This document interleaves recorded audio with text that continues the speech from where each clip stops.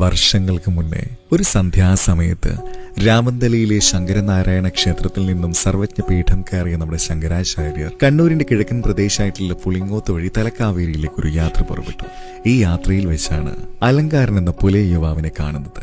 ആരാണ് ആ പുലയ യുവാവെന്നറിയോ? അതാണ് നമ്മുടെ പൊട്ടൻ തെയ്യം.